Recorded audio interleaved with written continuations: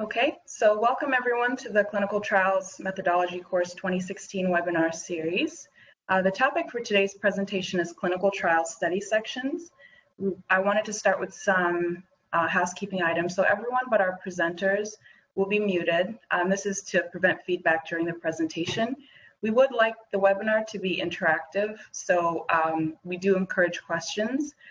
You can use the request to interact live button. It looks like a hand at the top right to be granted the microphone.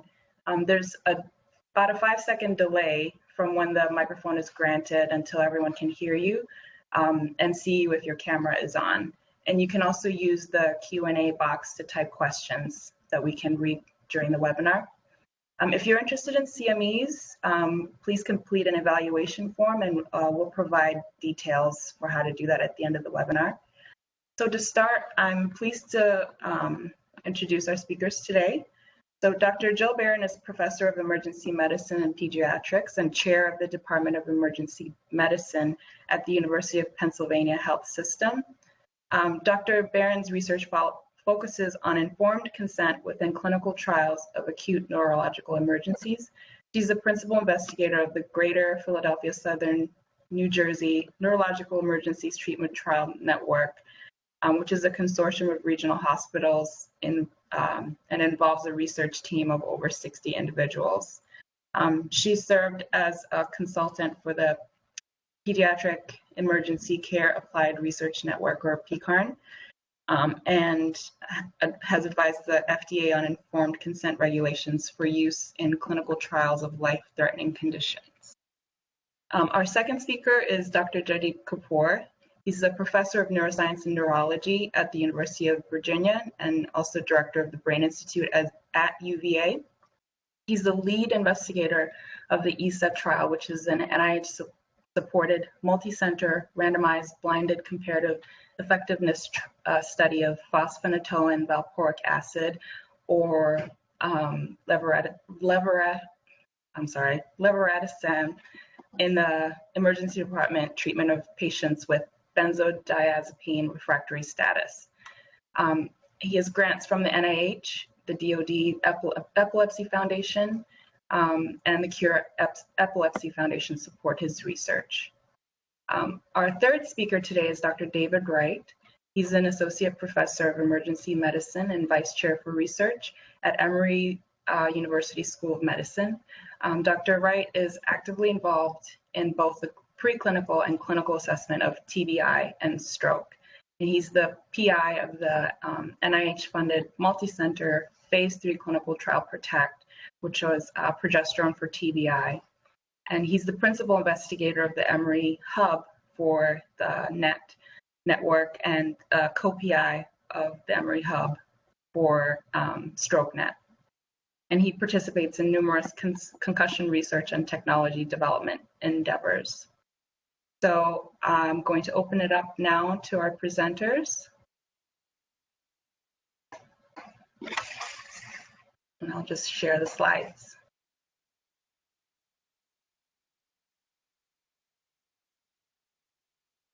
And I'm ostensibly, I guess, your moderator, but I think I am. I think you guys don't need too much moderation. So I'll point you out. I'll point out a few.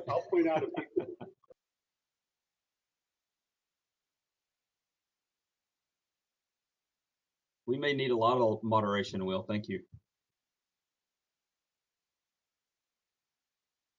I'll know it when I see it if I need to moderate.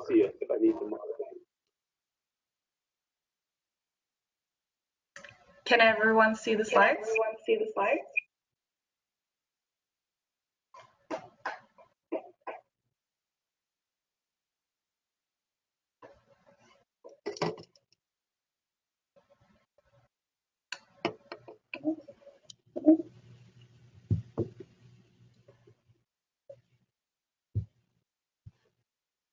I'm just waiting for the slides to come on.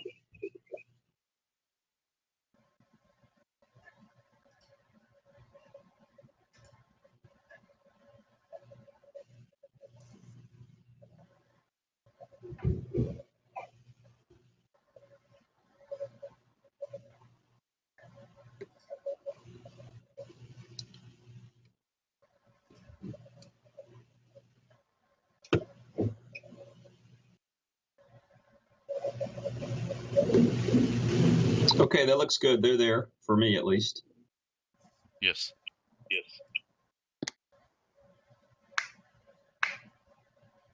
Sam, should we begin? Yes. So this is Jaideep Kapoor from UVA. So for all three of the presenters, we have no commercial or financial interests or relationships or other conflicts to disclose related to this presentation. Let me just start with the next slide. And what I'm going to talk about today is how to prepare the grant, the mechanics of it, and then you'll hear about how the grant gets reviewed and also how to react to your review once a review is received. So NIH grants are now shorter than they used to be. They're 12 plus 1 page. However, you still are required to cover key areas of that go into assessing your grant and significance of the problem that you're going to discuss or attack in your grant is critically important. It is important to define why what you're studying is worth studying, and the most common and easiest thing to do is if you're studying a very common disease or a disease which has a large economic or social impact, then list that. When you're sometimes you're dealing with a rare disorder, it's very important that when you're studying a rare disorder, to point out how knowledge gained from a rare disorder will lead to knowledge that could impact the field broadly. And this happens quite often. Skillful writers will do this very well. And if you're writing a grant for the first time focused on a rare disorder, do get some help to explain why knowledge from this can help others. Overall, try to define the impact of treatment or diagnosis or prognostication. So what would happen, how practice would change since this is a clinical trials design? How do you expect the practice to change if what you're doing was successfully implemented? And these points should be brief. Ideally, I try to give sound bites to my reviewer so they can. I know I've been successful in writing a grant when a reviewer cuts and pastes my significance section out of my grant straight into their review, which means they liked it, they agree with it, and they're taking it. Second criterion is innovation. And again, innovation is a scored criterion. It's very, and the challenge in writing the innovation section is how to be innovative and yet maintain feasibility. If you're too innovative, then you can be challenged that this may not be truly feasible. On the other hand, if you're not innovative, then a reviewer can criticize you for lack of innovation or something that is incremental in nature, therefore not generating substantial enthusiasm. So again, remember, innovation can be technological and methodological, which is very easy to explain, but sometimes you're thinking about a disease in a very fresh and novel fashion, and you're changing or challenging the existing paradigm. That too is an innovation, and if you're doing that, then explain to your reviewer that that's what you're doing, that results of your testing would lead to challenging existing paradigms. Also, the same is true for methods. If you're using any novel methods, make sure you point them out. Next slide. So the most important part of the grant, or at least the part that gets the most attention from reviewers, is approach. Within approach is your preliminary data and exact experimental design. And approach has to be handled with great care. First thing you have to demonstrate to the reviewer is that you can do what you're proposing. And in a clinical trial, that boils down to showing that you can recruit sufficient number of patients, you can study them If they need to be studied for 6 months, you have ways to study them for 6 months. So if you're going to study them for an hour, you can make sure that you can do that. If there are any unpublished innovations that you're going to use in your trial, make sure that you have sufficient preliminary data to show that those innovations do work and they won't fail when tried in a clinical trial setting, in the setting that you're proposing. So then you again going to approach where you see how you're going to accomplish your aims. So it's very important to clearly state your aims and make sure that they are the way you state them links very closely with how you would you would accomplish them. So sometimes aims sound way more ambitious than what uh, applicant actually proposes. So so the way you state your aims should be closely linked to what you're going to accomplish. For a clinical trial, lay out your inclusion and exclusion criteria very clearly. Lay out your subject enrollment mechanism and your intervention all very clearly. It should be very clear to the reviewer exactly what is going to happen to the patient from the moment they are being screened for enrollment in the trial to when the primary outcome has been determined. What would happen to the patient? Next slide.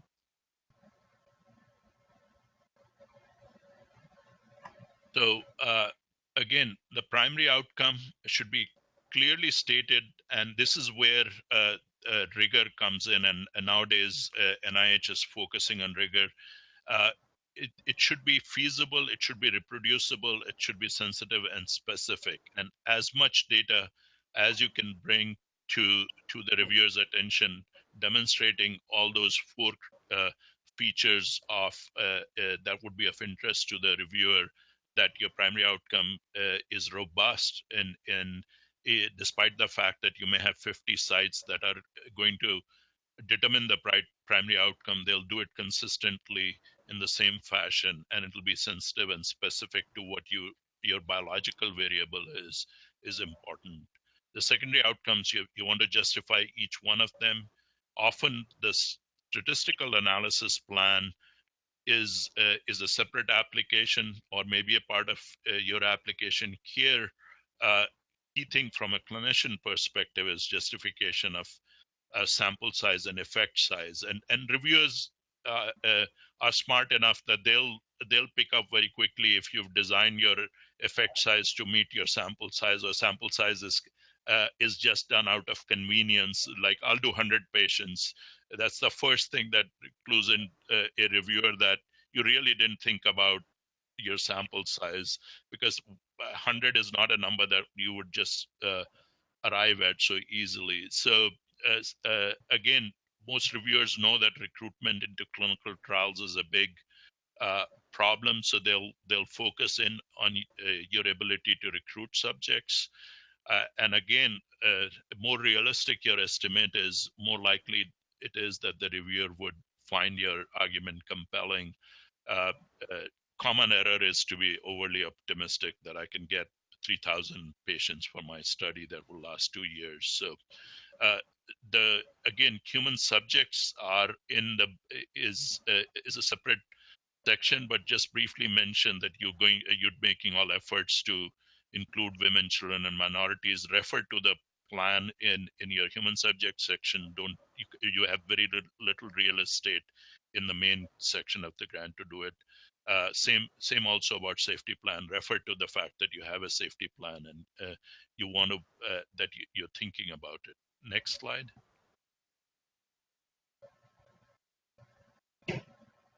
Please stop me and ask any questions if you have any. Environment and investigator. Environment is usually there should be a lot of boilerplate language throughout within your institution, and if you're working with a network, within the network, to give you exactly all the resources and that are available to accomplish what you're seeking to accomplish. And this can be resources within your department, school, university, and it could be equipment, infrastructure, people. It could be data storage spaces or computers. Uh, uh, and if you're going to use a network, make sure that the network resources and individual site resources are made available uh, to the reviewers so that they know what is going to happen. The new BioSketch form is a way to tell your story to your reviewer. It really effectively explains why you can do this study. And if you have weaknesses in your BioSketch, if your biography is weak in certain area, make sure that you address that. Your reviews will catch it. Reviews will catch every weakness even before you do. And so it's best to address your weaknesses. And in this area, if you feel that you have a weakness, just use collaborators who have expertise and publications, and of course list your uh, publications and expertise. There is an online tool to create BioSketch, and I find it useful, but you can try it. It is in my NCBI. Next slide.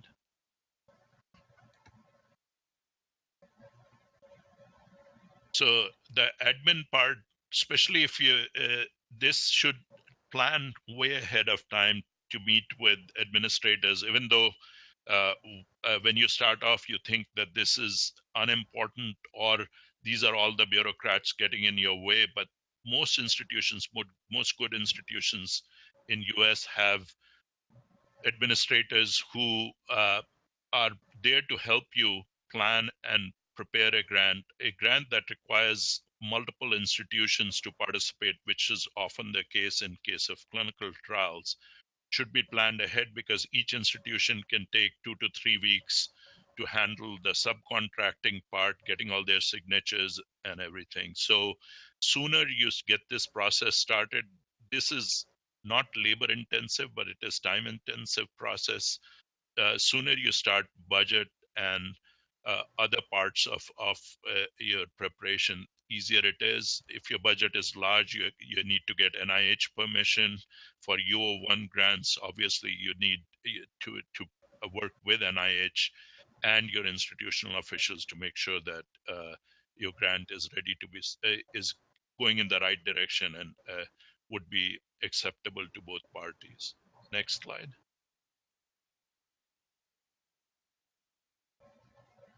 So, I'll briefly mention summary statement, but you'll hear a lot about review in the later part of the talk, and you can ask questions then also. But briefly, when the summary statement arrives, what you will see on top is what was the review group that reviewed you, and most likely you've gone on to ERA Commons website and already seen your review group even before the summary statement arrives. The impact score will be the first thing, the most important thing that you want to focus on.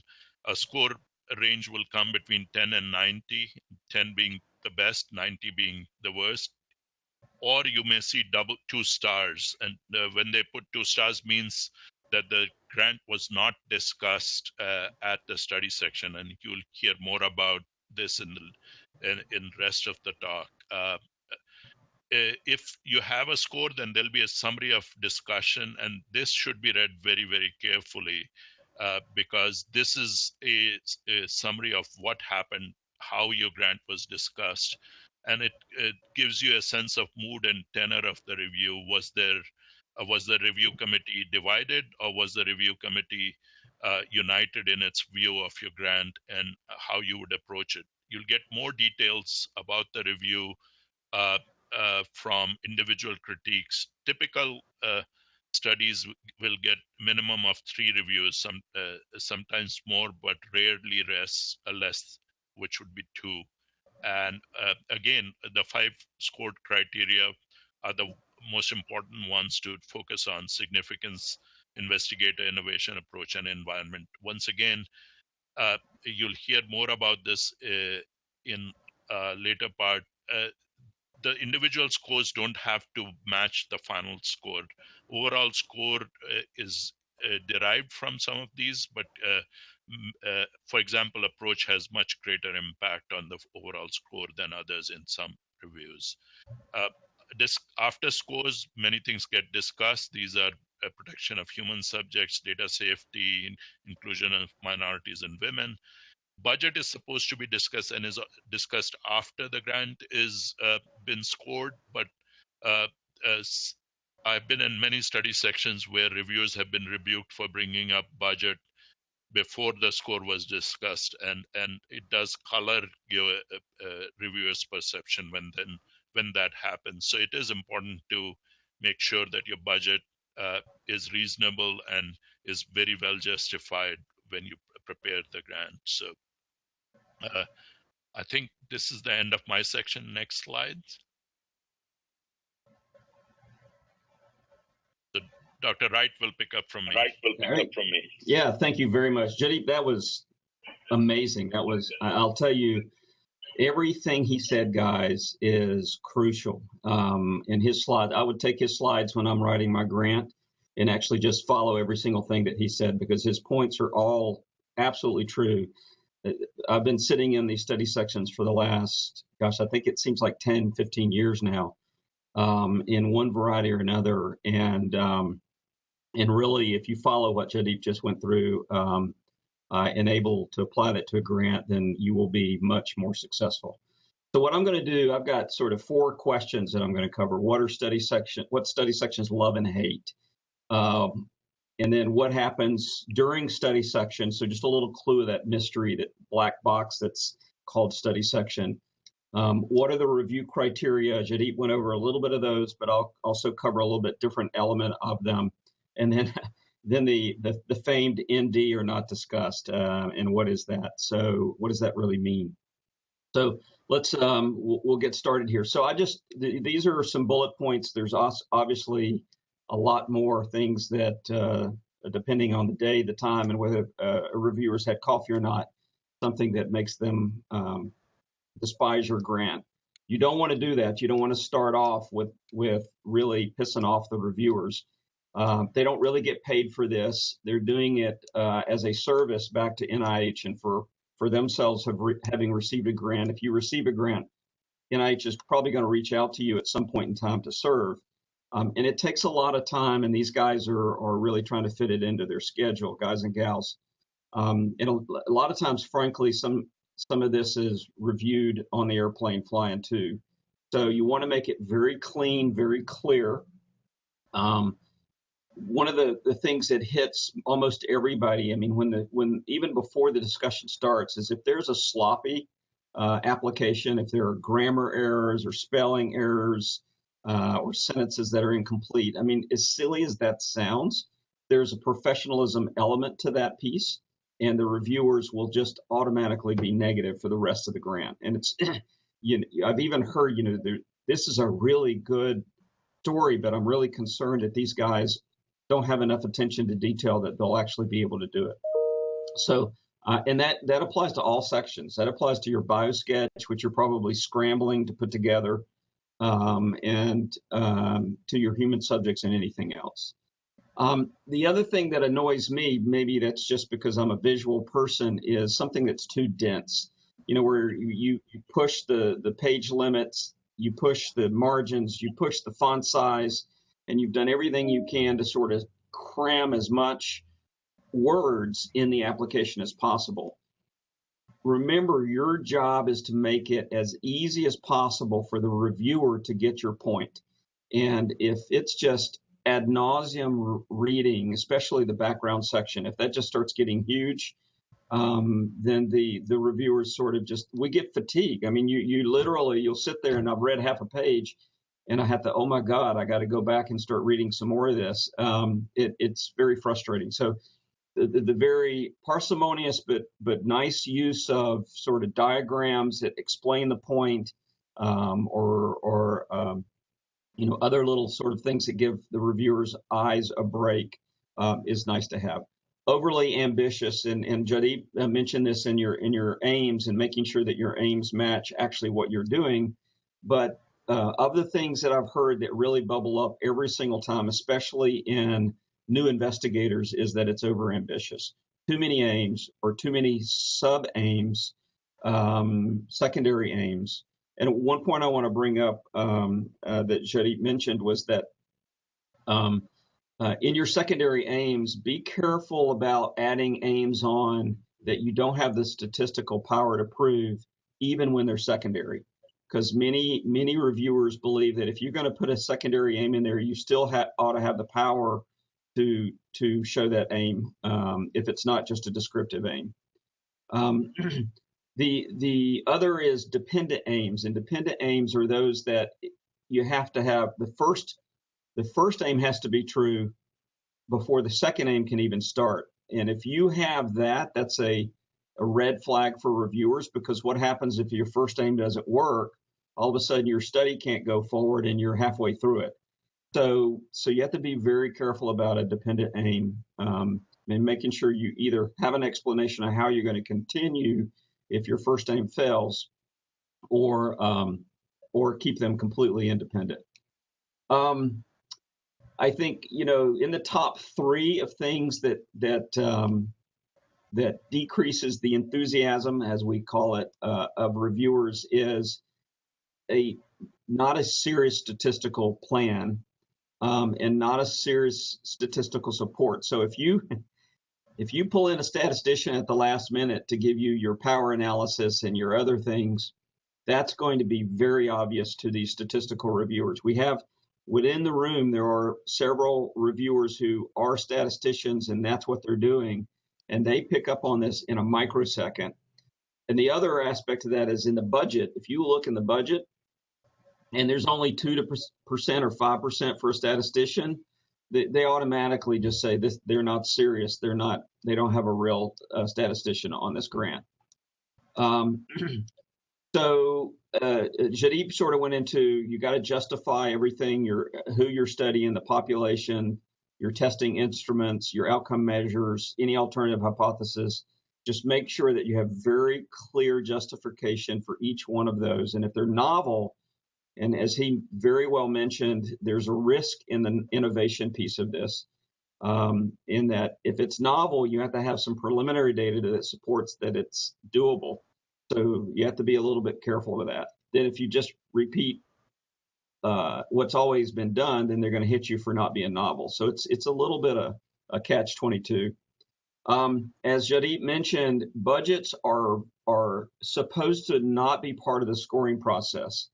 But I can tell you, first opening volley in some of these sessions are, this budget is crazy. It's $28,000 per patient if you do the math.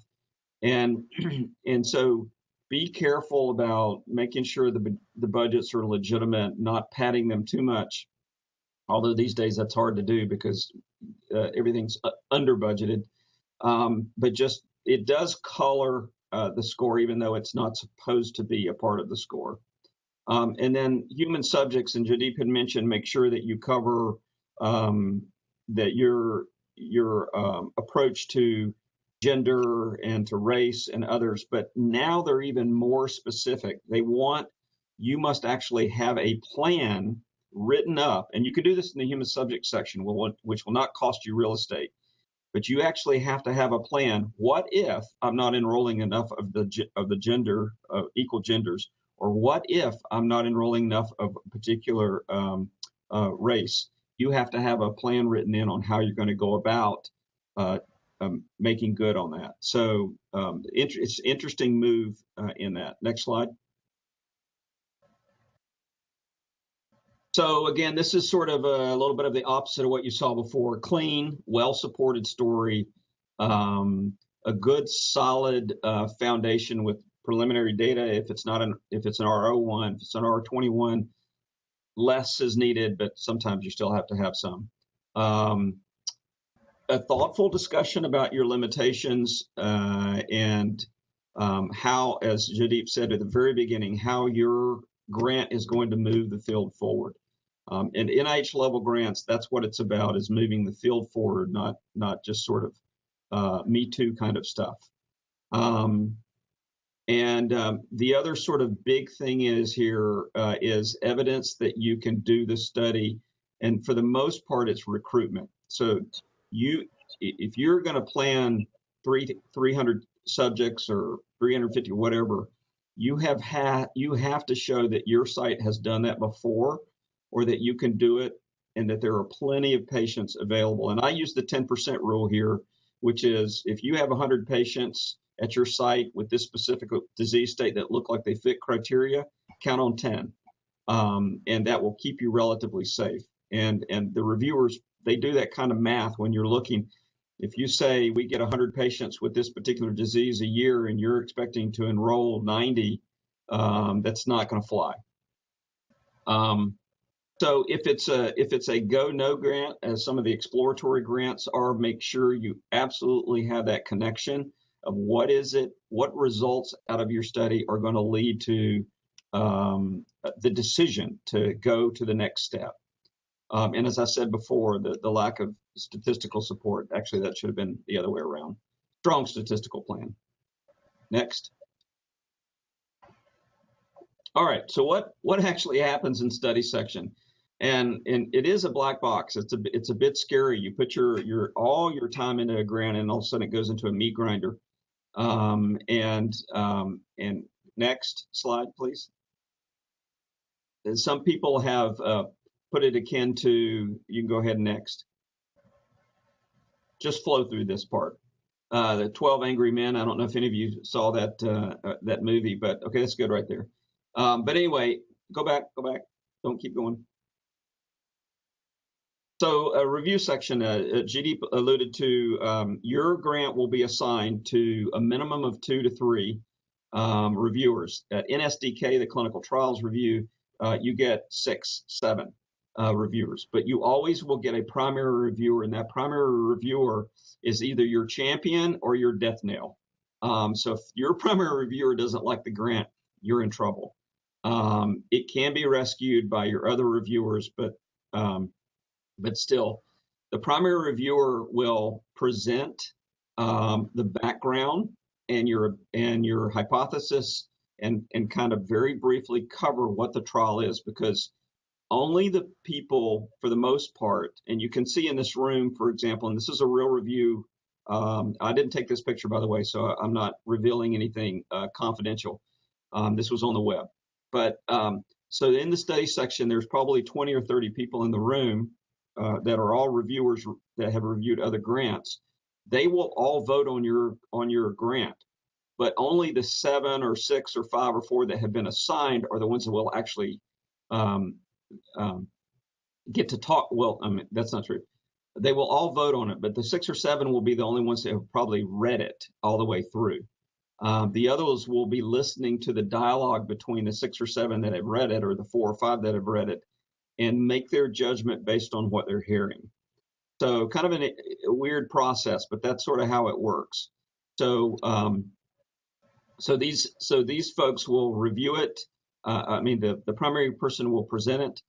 Then each one of the persons who were assigned to it will also present their, for the most part, weaknesses as opposed to strengths, but the weaknesses and strengths. And then they'll open it up to the rest of the group to make comments or ask questions and those types of things. And that's how the discussion sort of rolls around your grant. Go to the next slide, please. So what are they looking at, and how do they really actually score this?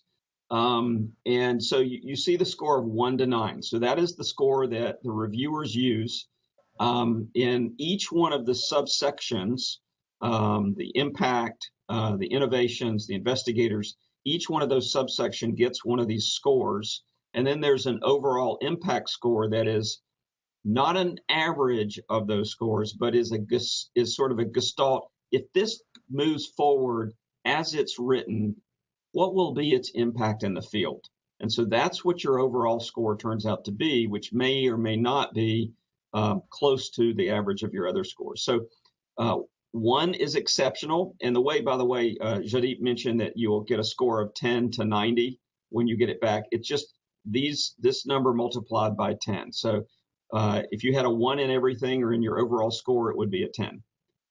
So 1 is exceptional, 2 outstanding, excellent, good. And you can sort of see that you get a score of 4 or 5, which many of us have had painful experiences of getting.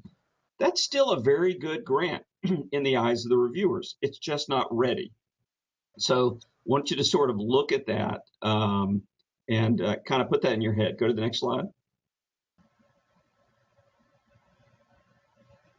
So this is important, and so this is I want you to kind of look at this because I want it to sort of give you a little bit of confidence, even when you get some of these lower scores, okay, or lower meaning in the 4, 5, 6, 7, 8 range, okay, because when a grant is scored as 3, and when they give those scores, and reviewers are held accountable for making sure that they do this. That's a very strong grant with only minor weaknesses, okay?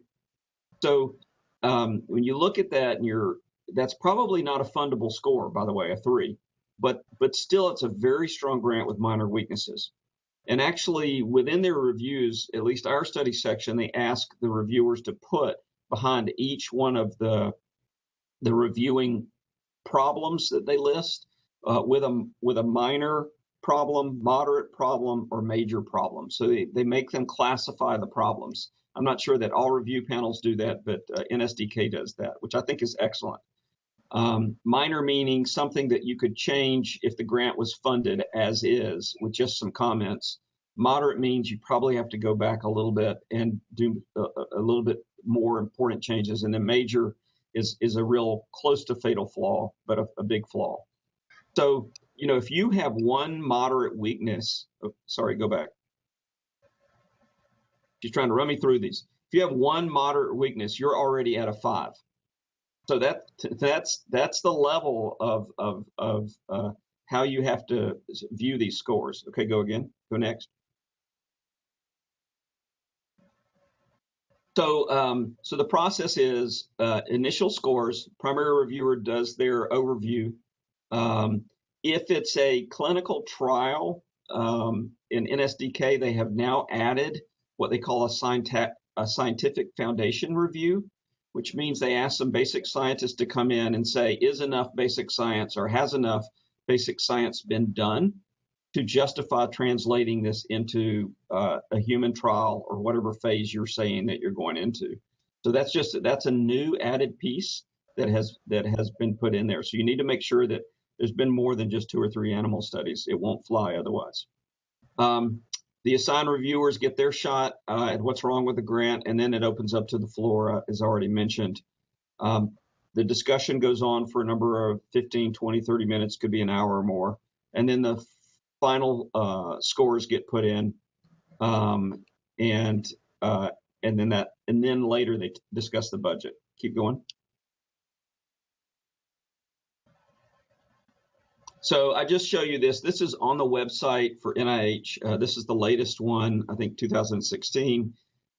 Each for R01s versus R25s versus R21s, each one of these have a little bit of subtle different criteria that they'll use, but all of them have the 5 criteria that Jaideep talked about: overall impact, significance, investigator, innovation, approach, and environment. Okay, next. Jaideep covered this pretty well, so I won't go into it much. And he also pointed out that approach is where about 90% of people fail on review.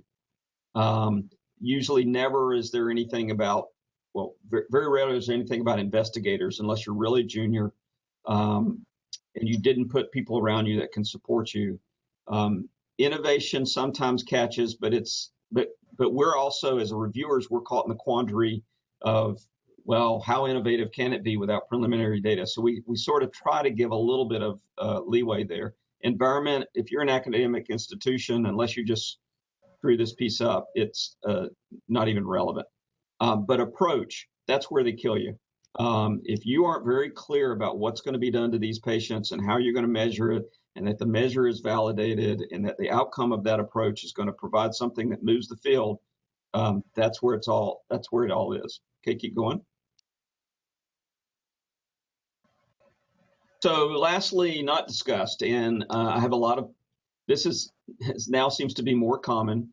Basically, it just means that you scored several 4s or 5s or whatever or your score was 4 or 5, you're not likely to be in a fundable range. You're probably in the, where there's about 50 to 60% of the grants are better than yours or scored better than yours on the preliminary scores. So what happens is, to save time, they decide not to discuss these during the actual session. The reviewers' comments are still there, and you will get those, but there will not be an opportunity for a discussion within the panel. Read the reviews very carefully. Like I said, a 5 is not a doom. It means 1 moderate. So that's a very fixable issue. Go to the next. So you can reapply. For a while, it was only 2 times, now 3 again. Go to the next. When I'm talking to my faculty and others about the NIH process, and I'm sure everybody out there has heard this analogy, but I call it baseball. It is very, very much like baseball.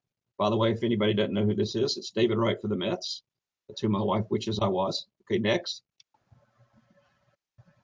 So in baseball, as you can see, look over in your column on the far right. If you're batting 200 or 300, you're considered the best in the game. And the same, it's very similar to grants. If you don't get your first 1 or 2 grants, don't be disappointed. You got 10 more before you can say whether you're going to be any good or not. Next. Next. All right. Now Dr. Baren is going to take over from there, unless there's any questions we want to. Okay, great. Thank you so much. Thank you so much to colleagues. And I think what you heard was really a summary of grantsmanship. I'm getting a terrible echo. Maybe everyone could mute. Oh, there, that's a lot better. Okay, great. So can we bring back the slides? There we go.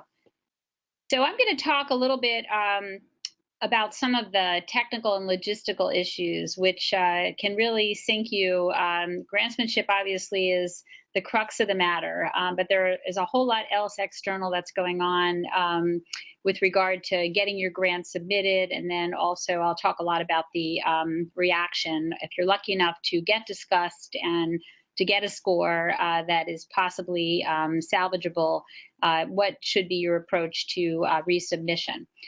So an ounce of prevention is worth a pound of cure. So the best way to avoid potential problems is to not have them happen in the first place. So the first thing I'm going to tell you is something you all learned in kindergarten, which is to read the instructions and then read them again and read them again.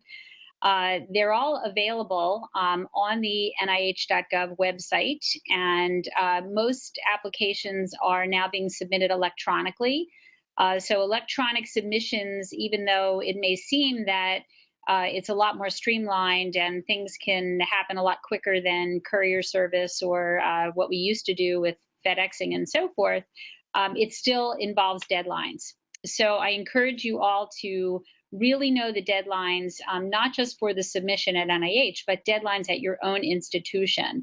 And I really believe that clinical trials has a whole lot of customer service and management of people involved in it, in the trial part of it, but also the way that you handle your interactions with your grants management crew at your institutions will really set the stage for the help that you'll receive in the future. So if you're a junior investigator, before you even begin to think about this process, Jaideep recommended a 6 to 12 month thought process. And I'm going to recommend that at the very beginning of that time frame, go have coffee with these people. They're seasoned, experienced grant management folks that exist within a research infrastructure in a research university. And it's important to establish a really good relationship with these folks. And I mean good manners. Playing by the rules will really put you in their good graces. Something to know about grants management people is that they really run on overtime all the time. To them, deadlines are just constant, and they're always getting an onslaught, particularly around the times when a bulk of NIH grants are due. But really, this happens, I would say, around the calendar year with very, very few exceptions. When you set out to think about an electronic submission, it goes without saying that you should expect technical problems. They will happen. If you assume that they're rare or you'll do everything to prevent them, unfortunately, Murphy's Law, it does happen. It happened to me recently where, despite adhering to deadlines, we had a technical glitch on a Friday afternoon that unfortunately a person on the chain of our grants management left the office and didn't receive a particular computer error message that the grant didn't upload. And when we got back on Monday morning, we found out that we had missed the deadline. And we knew right away that all of our protests and our requests for compassion at CSR were going to fall on deaf ears. It's just something that we sat up looking into each other's eyes in shock and recognized that we had just put 6 to 8 weeks of work down the drain. So please, please, please do think about the possibility of technical problems, because they're bound to happen even in this age of expert technology. And that really speaks to the fact that absolutely no one is as invested in your grant as you are. And that includes mentors. Mentors do have a vested interest and they want you to be successful. And if they're good mentors, they're going to very much emphasize this same agenda with regard to being on time and interfacing with your institution. But you've got to own it. If you want it to get there, you've got to read the instructions and make sure it gets in on time. Next slide.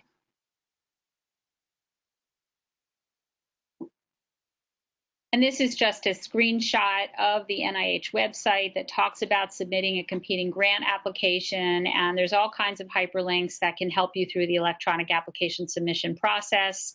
It really urges you to start early. And if you look at the bottom, you are responsible for checking ERA Commons to ensure successful submission of your application. So if you don't know what the ERA Commons is, I urge you, go on, get situated, get established with your username and your account. And again, you see the warning there that registration can take 2 months. So really start this process early. Next slide. And then this is, again, another screenshot and more reminders that with an application process, it is your responsibility to view your assembled application.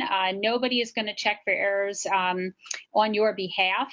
There isn't somebody waiting at the other end of the line to proofread and to make sure that you've included all of those letters of support that you worked so hard to cobble together. So it's up to you to look at that assembled PDF and to really make sure that you are the last word for approval. Next slide. So getting back to a little bit about reviewers, I tried to think about what was my mindset when I participated in study sections, ad hoc grant reviews, and the three of us here today speaking to you have all been in this situation. And we're not trying to convey to you that we are difficult individuals, but in fact, we're just like you. We are working under pressure. So we are often doing this because we want to give back.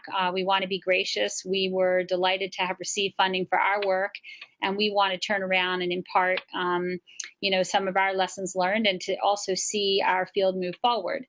So understanding about the reviewers and thinking about their mindset, I think, can be very helpful. Reviewers do really just don't have the benefit of having a lengthy discussion with the research team. All of you have research teams, you have mentors, you probably have a series of conferences. If you've been on training grants or you participate in research fellowships, you're likely to have conferences or even classes where you're doing protocol development and you're constructing your clinical trial. So all of that benefits you because you're picking apart the rationale for your studies, the questions you're asking, the approach that you're taking. A reviewer absolutely doesn't have the luxury of any such lengthy discussion, and they also don't have time to read the proposal over and over again. So first impressions, as you've heard, is extremely important, and the burden of proof is really on you, the proposer. If information cannot be found quickly in a grant application, it will be considered missing. I don't want to, especially if I'm on an airplane and I have a finite period of time to review, I don't want to be shuffling back and forth. So the review process, I think, is in some ways designed to look for problems, and if yours are really evident, they're going to be picked out really quickly. Next slide. So responding to reviewer comments is really an art in and of itself, and there probably is some variance in opinion about this. But I'd like to just give you a few things that I've thought about that I think are helpful, and certainly what I would want to see as a reviewer coming back to me. So first of all, reviewers may not all be from the same discipline. You have access to see who reviews your grant. So you can check the section roster and you can become a bit of a detective, and you can use PubMed or Google Scholar to look up each one of these reviewers and see what their background and their pathway has been. And they have been assembled in part because they are graciously wanting to do volunteer work, but they also may be picked because they have a specific area of expertise that the review officer believes to be important to the review of that portfolio of grants. So you may need to think about speaking to a wider audience rather than someone who understands perhaps your narrow focus. I think a broad and helpful factor is to really identify common themes among reviewers rather than kind of demonizing one reviewer or pitting one against another, looking through the comments that you receive. It's very important that you don't take it personally. It's really not about you, although it feels like it's about you because you just poured your heart and soul into a work of art, into a grant, which every grant produced is truly a very, very personal piece of scholarship and work. And I do recognize that it is easy to take it personally.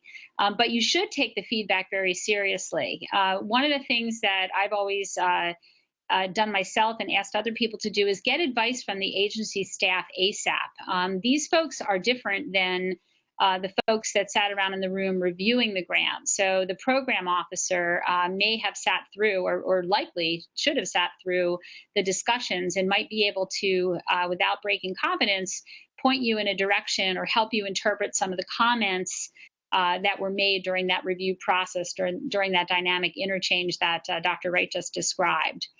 I also recommend getting senior mentors and colleagues to help interpret the comments that appear on your review and help you kind of frame your response.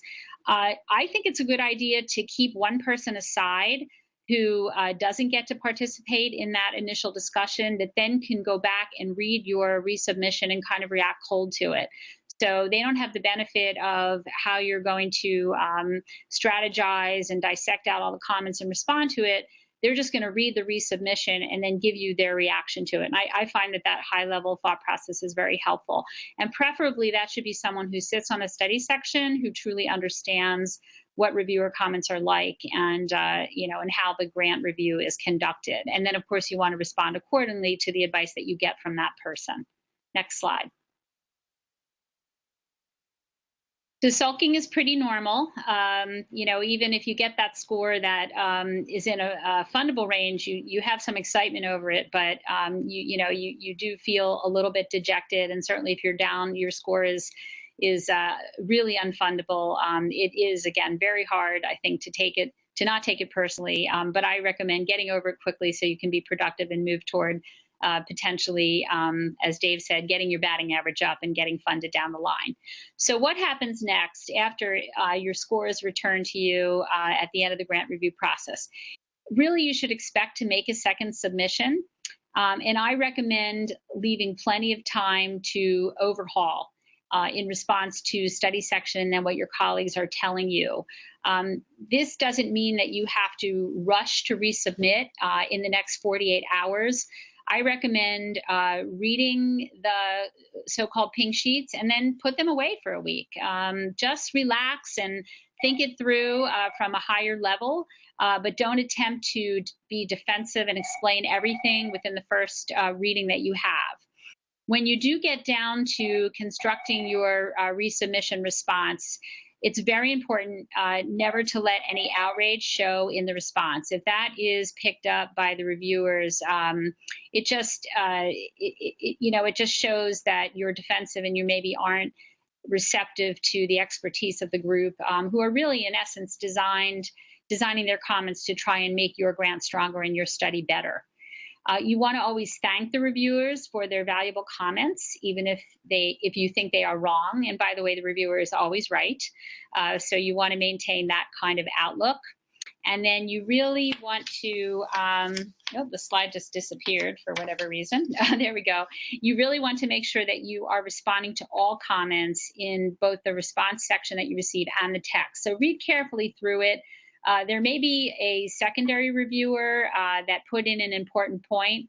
An example of this is I often get called to serve on ad hoc review panels because of my expertise in human subjects. And I may be looking at that angle of the grant and not looking as carefully at innovation or significant or approach. So I might have something that is very salient to the conduct of that trial that goes into the review. And if that just gets ignored, and that was a major point in part in the review process, then unfortunately that's a missed opportunity to respond and improve the overall resubmission. If you don't get funded, two of the points that I always try to make to people is look for sources of bridge funding while you're waiting to do that resubmission. Sometimes these resubmissions can actually, by the time you turn around, it looks like a year has gone by the time it gets reviewed again and the funding cycle comes around again. So look for any sources of potential bridge funding that can support your work while you're kind of regrouping and figuring out your next step. And then I highly recommend diversify, diversify, diversify. I think any successful grant writer, investigator will tell you, you never want to write a proposal that you only intend to submit to one place. There may be little tweaks that are necessary for criteria or requirements that you find on a request for proposals or request for applications, but make sure that you have a number of different venues that you can potentially secure funding for your work. And so I think that completes our advice to you. And at this point, we'd be happy to open up the floor for questions.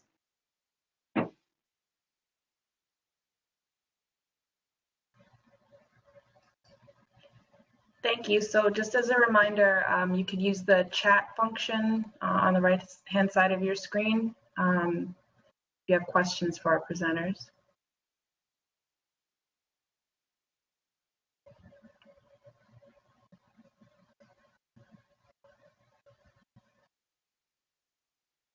Okay. Looks like there aren't any questions so far. I really want to thank our three presenters today for giving us the talk today, and hopefully it was helpful to the trainees in our cohort. The video will be posted on the website so that if there's anything that you want to go back to review, it's available there. And if you're interested in CMEs, you can access the evaluation form. It's a bit.ly link. I'll add it to the event chat and you'll be taken directly to the form. The next webinar we're having is on September 23rd at noon Eastern. It's a Friday. And we'll be talking about recruiting and enrollment. So hope to see you then. And also, if you have any additional questions for the presenters, please email ninds-ctmc-info@umich.edu, and we'll be able to direct the questions to them. So thank you, everyone, again. I'm going to check the event chat, see if there are any additional questions. And if not, thank you, and we'll see you next time.